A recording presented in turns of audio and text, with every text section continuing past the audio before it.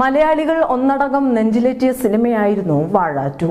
സിനിമയിലെ ഓരോ സീനും ഏറെ ശ്രദ്ധ നേടുകയും ചെയ്തു.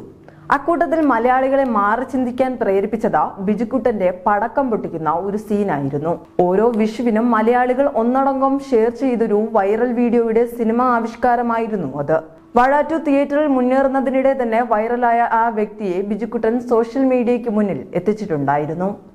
KSRTC ജീവനക്കാരനായ ഷിബൻ ലാൽ ആണ് ആ വ്യക്തി. ഇപ്പോഴിതാ ആ വീഴ്ചയ്ക്കും വീഡിയോ വൈറലായതിനും ശേഷം തന്റെ ജീവിതത്തിൽ എന്തൊക്കെ സംഭവിച്ചു എന്ന് പറയുകയാണ് ഷിബൻ ലാൽ. എന്റെ മകനെ സന്തോഷിപ്പിക്കാൻ വേണ്ടിയാണ് ഞാനും പടക്കം പൊട്ടിച്ചത്. പക്ഷെ ഉദ്ദേശിച്ച ഫലം കിട്ടിയില്ല. പകരം നേരെ തിരിച്ചൊരു ഫലത്തിലേക്കാണ് അത് പോയത്. മകന് 5 വയസ്സുള്ളപ്പോഴാണ് സംഭവം നടന്നത്. ഇപ്പോഴവന് 24 വയസ്സായി. അപ്പോൾ ഒരു 12 വർഷം ആയിട്ടുണ്ടായിരിക്കും. ഒരു വിഷുദിനം വീട്ടിൽ വൈകുന്നേരം എല്ലാവരും കൂടി ഇരിക്കുകയായിരുന്നു. അനുജൻ ഗുണ്ട് എന്ന് പറയുന്ന പടക്കം കൊണ്ടുവന്നു. അത് പൊട്ടിവരുന്ന വീഡിയോ എടുത്ത് ഹാപ്പി വിഷു എഴുതിയിടാം എന്ന് കരുതി.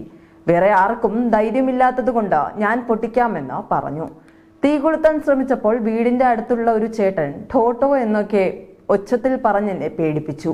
അതോടെ ഇത് പൊട്ടിയെന്ന് കരുതി ഞാൻ തിരിച്ചോടി. സ്ലിപ്പറായിരുന്നു ഞാൻ ഇട്ടിരുന്നത്. അതിന്റെ അറ്റമടങ്ങി സ്ലാബും റോഡും ചേർന്നുള്ള ആ ഭാഗത്ത് വീണു. ഇന്നത്തെ ഒരു അവസ്ഥയിലായിരുന്നെങ്കിൽ ഞാൻ മരിച്ചു പോകുമായിരുന്നു. നെഞ്ചിടിച്ചു.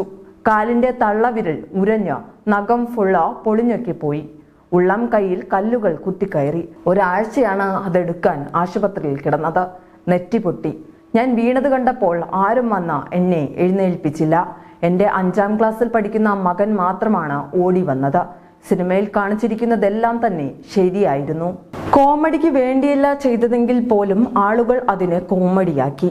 10-18 വർഷത്തിലേറെയായി ഞാൻ മദ്യപാനം നിർത്തിയിട്ട്. പക്ഷേ എന്നെ മദ്യപാനിയാക്കി. മയക്കുമരുന്ന് ഉപയോഗിക്കുന്നവൻ എന്നൊക്കെ ചിത്രീകരിച്ചു. ഓരോ വിഷുവും ദീപാവലിയും വരുമ്പോഴും ഞാൻ എൻ്റെ ഫോൺ ഓഫ് ചെയ്തു വെക്കും. പുറത്തോട്ടൊന്നും ഇറങ്ങില്ല. മുറിയിൽ തന്നെ ഇരിക്കും. എനിക്ക് തന്നെ പലരും കളിയാക്കി ഈ മെസ്സേജ് അയക്കാറുണ്ട്. ഞാൻ അനുഭവിച്ച വിഷമം എന്നോടാരും ചോദിച്ചില്ല. മാനസികമായി എന്നെ ഇത് ഒരുപാട് തളർത്തിയിട്ടുണ്ട്. കല്യാണം കൂടാനോ ഏറ്റവും അടുത്ത സുഹൃത്ത് മരിച്ചപ്പോൾ അവിടെ പോയി നിൽക്കാനോ പറ്റിയില്ല. ഇതിനേക്കാളൊക്കെ ഉപരി എന്നെ വേദനിപ്പിച്ചത് മകന് വന്ന വിഷമമാണ്. അവസാനം അവനെ കൗൺസിലിങ്ങിന് വരെ കൊണ്ടുപോകേണ്ടി വന്നു. നല്ലോണം പഠിക്കുന്ന കുട്ടിയായിരുന്നു. വിദ്യാഭ്യാസത്തിൽ പുറകോട്ട് പോയി. പുറത്തിറങ്ങാതായി. അതൊന്നും ആരും എന്നോട് ചോദിച്ചിട്ടില്ല. പടക്കമെന്ന് വിളിച്ച് ഭാര്യയെ കളിയാക്കുമായിരുന്നു. എൻ്റെ അപകടത്തെക്കാൾ കൂടുതൽ അത് കോമഡിയായാണ് ആളുകൾ കണ്ടത്.